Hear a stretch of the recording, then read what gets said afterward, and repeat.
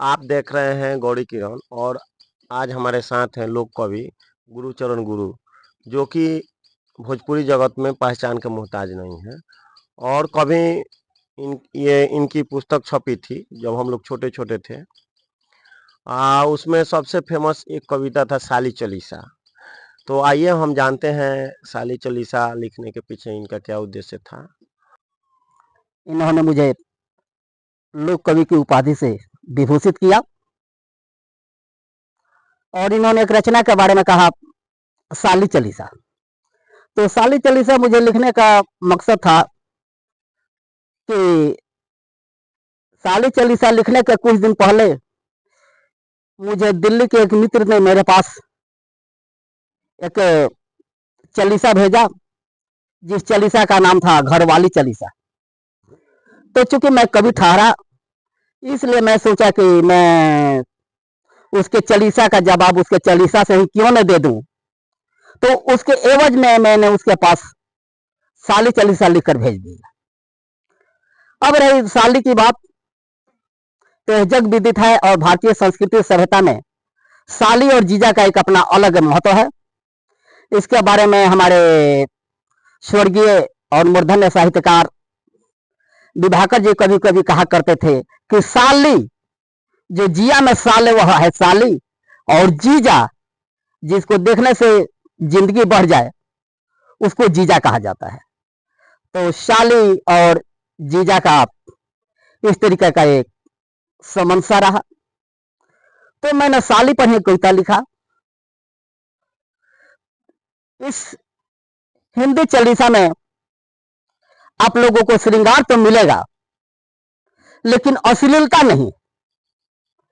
तो मैं चाहता हूं कि पत्रकार महोदय के आदेश से, क्योंकि पत्रकार पत्रकार होता है, जैसा कि पत्रकार के बारे में किसी ने कहा है, कली बेच देंगे, सुमन बेच देंगे, धरा बेच देंगे, गगन बेच देंगे।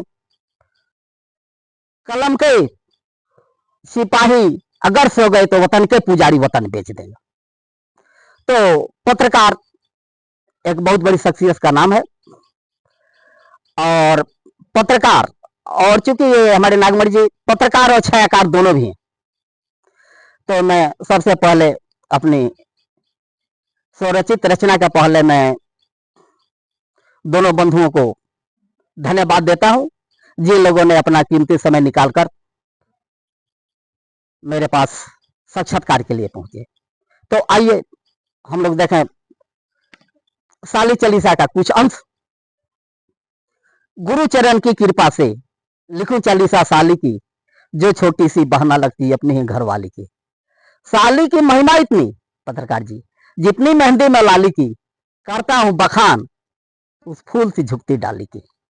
साहित्य देखा जाए, जय जय जय जय जय जय साली, हरदम तेरी छटा निराली। सास ससुर की तुम दुलारी, ससुराल की हो फुलवारी। पत्नी की तुम छोटी बहना, तेरे बारे में क्या कहना। बीबी को तुम कहती दीदी, कभी कभी बन जाती जिद्दी। जब जब जीजा तुम्हारे आते, कुचले देकर तुझे लुभाते। पर न तुम उस जाल में फंसती, अगल बगल से केवल हंसती। कभी नैना बांध चलाती, मारी नजर नीचे मुस्काती। कभी बनाती लंबी चोटी, कभी बनाती जोड़ा मोटी।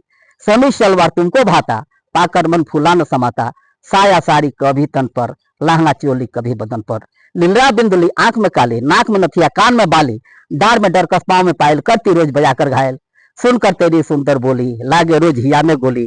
रहे मन में एक ही सपना, कब बना लू तुझको अपना। मैं मजनू तू मेरी लैला, तू छैली मैं तेरा छैला। मैं मोहन तू मेरी मीरा, तेरी मेरी है हर पीरा। तू है तो धरती है सुंदर, तू नहीं तो सब कुछ बंजर। तू हो मेरी मन की रानी, मन मंदिर में तेरी कहानी। जपो मैं तेरे नाम की माला, हरदम रहता हूँ मतवाला। चिंता नहीं भूख प्यास की, केवल इच्छा मिलन आस की। जो कहो मैं तुझको ला दूं, अंबर मध्य में तुझे सुला दूं। तारों का मैं ला दूं गहना, फूलों से सजा दूं पलना। हर मंदिर में तेरी मूरत, देखे हर पल तेरी सूरत। जहां मैं देखूं वहीं तुम हो, मेरे मन से कभी न गुम हो। मैं दीपक तू मेरी बाती, मैं चंदा तू मेरी राती। मैं पतंग तू मेरी डोरी, रहे सलामत अपनी जोड़ी। जब तक धरती अंबर बोले, कदम कदम पर मृत्यु बोले। चाहे बैरी बने जमाना, चाहे अपना बने बेगाना। बैरी बन जाए संसार, मौत बने गले का हार। जब तक रहे गंगा में पानी, तेरी मेरी अमिट कहानी। जीजा श्री की आखिरी बानी, संग छूटे न तेरी रानी।